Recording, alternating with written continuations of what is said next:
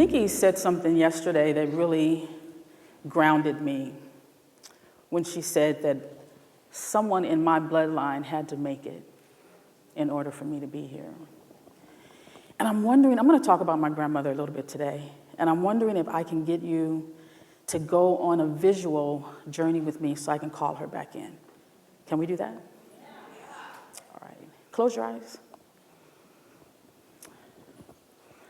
We are walking down an old, rickety maybe, hallway. We pass a bathroom on the left, the kitchen on the right. It's wooden. We run up and down it from time to time. But we're walking down to the den. We get to the den and we step down, and kids are laughing and playing, and some of them are doing their chores. We reach the back of the house where there's a back porch. We dip down and we're immediately greeted by sewing machines. It's tight.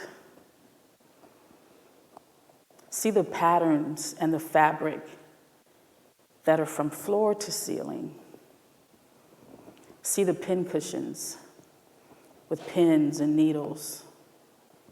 See the thread, the buttons, the zippers.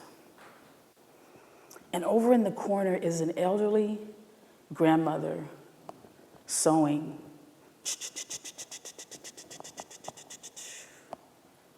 Hear the sewing machine.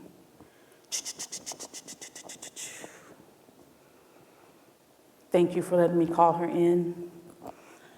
I want to talk a little bit about lessons that I learned from my grandmother. I call her Nanny.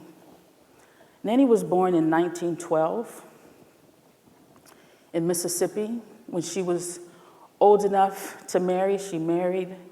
She moved her family to Niles, Michigan, which was a small farming community. And she had 5 children. Farming is hard. I don't know if there's any farmers in here, but farming is hard. They had a hard life farming. They lived off the land. They lived from their harvest. And what made it a little bit harder, or a lot harder, is that my grandfather was abusive. He was an alcoholic. And trigger warning, my dad and my aunts and uncles used to tell us that when he would come home and pass out, they would tie him in knots and in rope to prevent him from beating her when he came to. Life was hard, right? Life was hard. She eventually gave him the boot, right? Left that abusive situation, but realized that in order to work and to secure a safe situation for her family, she'd have to get out. Farming wasn't enough. So she sewed, she cleaned, she made it work. When my parents got married, they got married in Los Angeles, and they came out, my grandmother came out for the wedding. And while she was here, there, her house burned down, right? So she ended up moving all of her belongings that she could salvage out to California. And she set up shop, she reinvented herself, she became a foster parent. As a result of that move, I was able to experience her firsthand. And one of the things that I remember about my grandmother was this sense of ownership. Not necessarily owning things, but an ownership of self. An innate power that she knew she had. You couldn't talk her into anything. You couldn't take her anywhere. You couldn't ask her to do a damn thing without her permission. She had this power, and she exemplified it on a regular basis. 3 times I want to talk about. The first one, I had stopped by the house. Life was out of control for me. I was probably 22. I had already dibbled and dabbled in sherm, crack cocaine, drinking. And I stopped by the house one day. I was just tired. I was like, Nanny. And she just started sewing. She's sewing and she's talking. And she begins to talk about the power that is within us. Practicing, practicing, practicing. The power that is within you. James 1:5, you remember that? If any of you lack wisdom, ask. She talked about the power. I didn't get it, obviously. It took me 35 years to get sober, so I didn't get it. But when I did get sober, that idea came back to me. Practice the power that is within you. Practice the power that is within you. What would that mean for you if you could practice the power that was in you? Like, what would that look like? If today you said, oh, damn it, I'm going to practice the power that is within me. And sidebar, because a lot of times we'll say, well, I'm going to get a car. I'm going to get a relationship. What good would it do for us, so let me include me, to manifest a car if we're not empowered to go anywhere? What good would it do for you to manifest a relationship when you're having sleepless nights because you can't handle the storms in your life? Practicing the power is more than that. It's about having the God-given authority to make decisions concerning the direction your life would go. Practice the power that is within you. My grandmother was a maverick. She was doing things in the 60s and 70s that most African American women weren't doing. One of her favorite things to do was to go to the bank on a Friday afternoon. Like, what the fuck? This was before ATMs. This was before Saturday banking. The bank was packed on a Friday afternoon. And she said, drive me to the bank. I'm like, damn. We'd get to the bank and she'd sit. I'm like, well, what are you doing? Go to the teller. Let's go. She would say, I'm waiting. Tellers would come over, can we help you, Miss Parker? No, I'll wait. 4:50, Miss Parker, let me help you. I'll wait.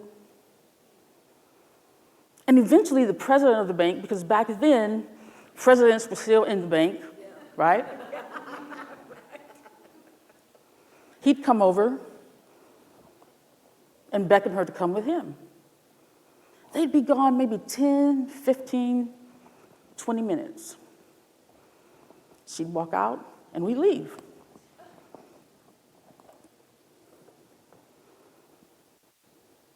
The second time that I sat with her, I said, Nanny, what were you doing in the bank? Why didn't you go to the teller so that they could help you? You know what she said? Never take no from someone who can't tell you yes.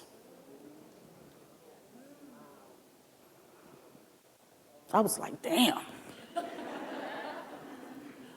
You are bold. I didn't know what to do with that. And for years, I would take no from folks that couldn't say yes to me. How many times do we do that? Someone says no, we're like, okay. We want to ask for something, someone says no, okay. The lesson was be bold. Thank you so much, my God.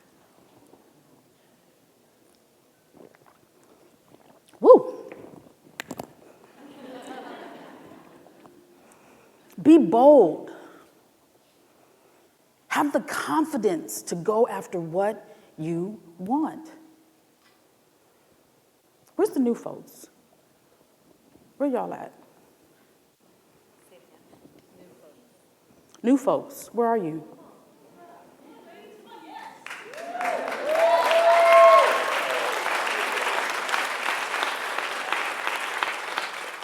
Be bold in your recovery. Never take a no from someone who can't tell you yes.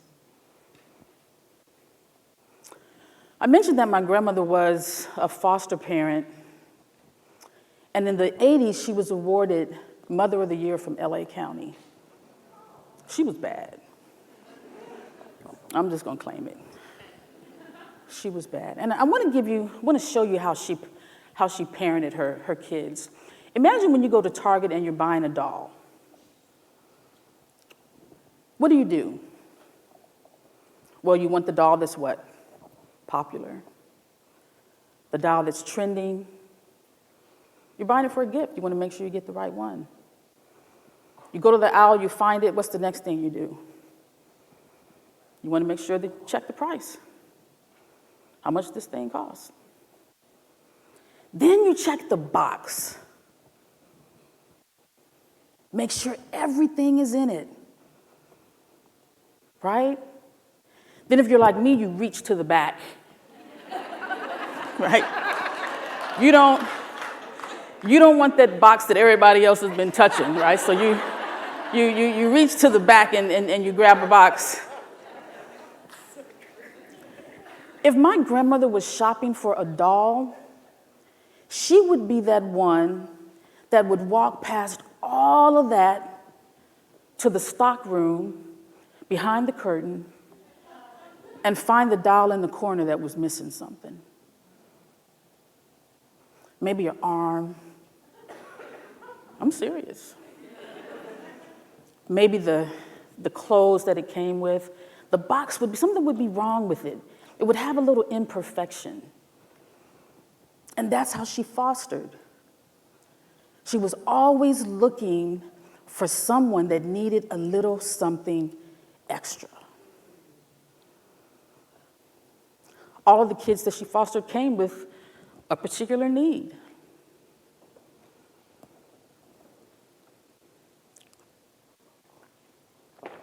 She also fostered kids in the neighborhood. So if you had parents that were handling their business, doing what they needed to do to make a living, she would say to them, drop your kids off. Y'all go do what you're going to do. But drop your kids off before you leave so that I know that they're safe. So, as grandkids, we thought we were special. We were just kids. That was it. She treated all of us the same. So one day, I'm in the sewing room and I said, Nanny, can I just hang out with you? She said, yeah, you can hang out with me. I'm just sewing. She started laughing, which was rare. She never really broke out in a real laugh, more like a chuckle. And she said, do you remember that time you got mad at me over a dress that I sewed for you? I was like, me? She said, yeah, you were mad, you were crying. I said, I don't remember. So she begins to tell me this story about this Sabbath, because we were Seventh-day Adventists, so on Friday nights, she would sew for all of us. She said, I was sewing dresses for all of you to wear the next morning. And you came running to me crying because your dress was the same. And you asked me, can you put something on the front of mine? Can I have a button? I don't want them to know that I'm a foster kid.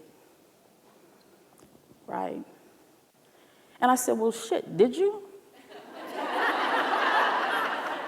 She was like, absolutely not. And here's the blessing and the lesson. You were no better than anyone, but check this, no one is better than you. And I think that's the part that we miss. It's easy for us to say that we're no better. I think we got that part, that we're no better.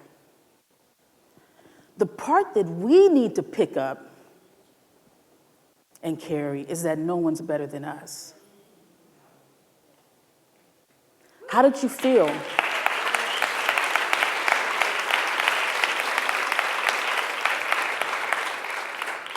When you were coming, were you nervous? Shit, I was nervous. Were you worried about what you were going to wear? Right? What size you were? Who you were going to hang out with? Were you going to know anybody? You didn't want to be by yourself. It's that part of knowing that no one is better than you. That's the part we need to catch. That's the part you need to hold on to. 3 lessons. Ownership. Own your recovery. Be bold. Don't take no from folks that can't tell you yes. Right? And understand that no one is better than you. You got what it takes. Shit, your shit is popping. Your shit is popping. It is just, it's amazing to be here. My heart is full. I remember being with She Recovers in LA. I was in the audience, like many of you, wondering, how am I going to get through this thing? And I'd been sober maybe 5 years, and it was still a struggle. It's a struggle sometimes. And I'm just so grateful for the movement that y'all have created for everyone to recover and to recover out loud. I'm just grateful. Thank you. Woo!